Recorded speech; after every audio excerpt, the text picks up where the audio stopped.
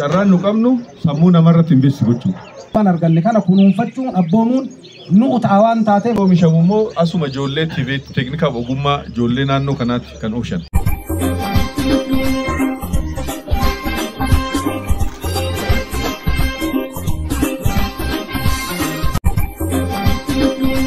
Baga gammaddan isin jechuudha.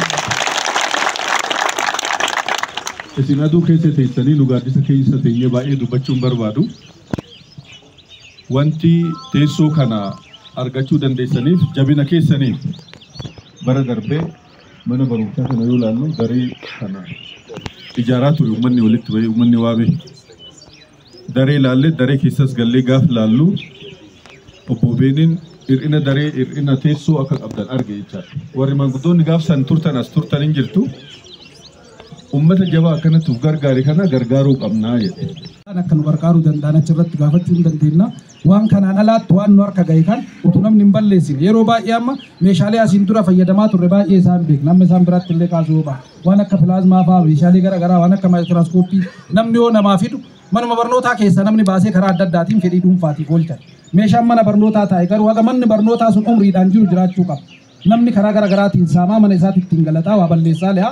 Kun waan baduu qabu mitiiti. Daa'immaniif fidamee daa'immaniif meeshaa kana karaa kamiin kunuunsuu qabnaa waan jedhu ofii keessanii qabattanii kunuunsuun dirqama ta'a. Leenjii barbaachisu isaan nuu faana kennanii ka'anii nu gargaaruu danda'u akka itti nuti maanipuleet goonu beeknu waan taateef waan baay'ee isaa. Kanaaf karaa kanaan qabachuudhaa teessu.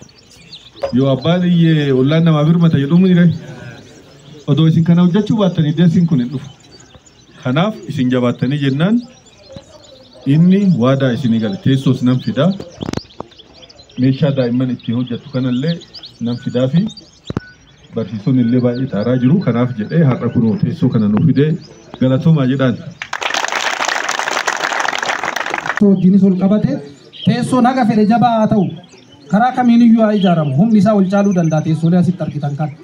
Namni yoo kunuunse qofa teessoon illee ruhii godhachuu danda'a jechuudha. Kanaaf barsoonni keenya barataan akkami kunuunsuu qaba ka jedhu baratatti sirriitti himtanii waan arganne kana kunuunsinee baraa baratti akka darbuu danda'u taasisuudha.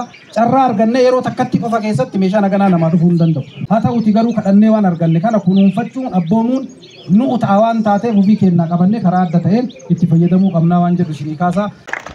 UNICEF immoo dhaabbata guddaa akka addunyaatti beekamu isaan maallaqa argatan san NGO local NGO kennu horii san fuudhee imagine one day kan Dr. Said hojjetu isaantu oomishiishe meeshaan kunis oomishamu immoo asuma ijoollee tiiveet teeknikaaf ogummaa ijoollee naannoo kanaatti kan oomshan.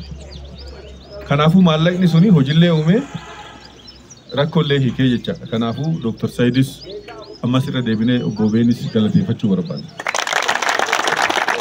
Durii lafa bal'atu jira. Namni xiqqaadha lafti bal'aadha. Sa'a bal'atu jira. Amma waaqa galannaa ga'u akka cirrachaa nu baay'isee jira. Namni hoo baay'ate immoo laftiin xiqqaataa miire. Horeen illee akka durii hin jiru bakkeen dheedan hin jiru. Wanti nu carraan nu qabnu sammuu namarratti hin beeksisu jechuudha. Ijoollee barsiisu. Kanaan dura barumsi maal godhaa qulqullina qabu jedhamaa ture isa sawwalumaan eegna. Kamma duratti manguddoonni yoo eebbistan jettan wanti hunduu gala. Akkuma harka ol kaaftetti bakka na dhooftu beeka jedhan namichi. Waan rakkoo isin waan kaasuu barbaadannaa gala jechaadha.